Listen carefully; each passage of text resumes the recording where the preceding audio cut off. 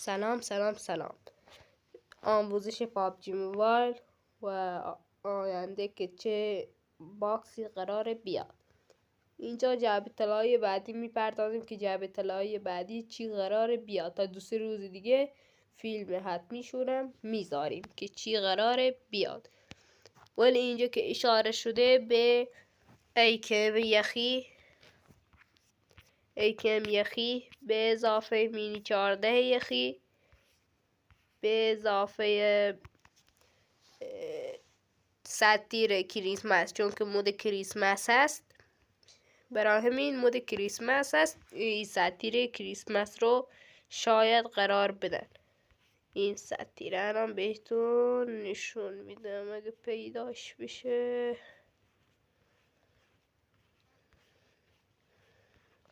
ایناش 7 لول هم هست. مود کریسمس دیگه، شاید هم این بیاد، ولی فکر کنم این نیاد، چون که اون قبلیه یه ستیر آورده بود دیگه، نباید اینو بیاره چون که 2 تا گانه نمیشه.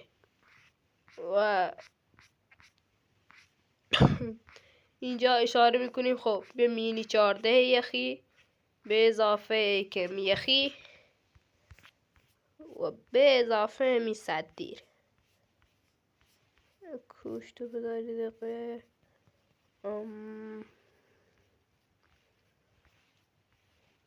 کوش کجای اشاره شده به اسکیس یخی، چون که اسکیس توی چی اسمش توی متیک فورد اومده، اونو فکر نکنم قرار بدن. ولی اینجا آورده که مینی 14 یخی ناش 7 لول هم هست. لوت باکس هم داره، کیل مسیج هم داره. 7 لول هم هست. مینی 4 تا گان اشاره شده.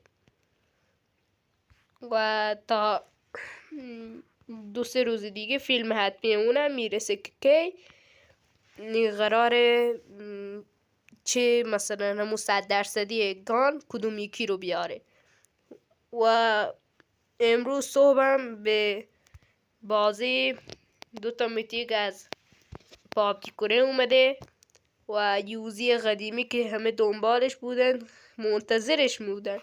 قدیمی است، تازه اومده با M16 قدیمی.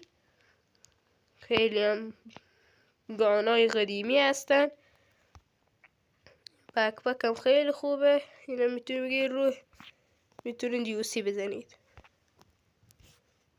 خب ممنون میشم که لایک و سابسکرایب فراموش نشه. به امید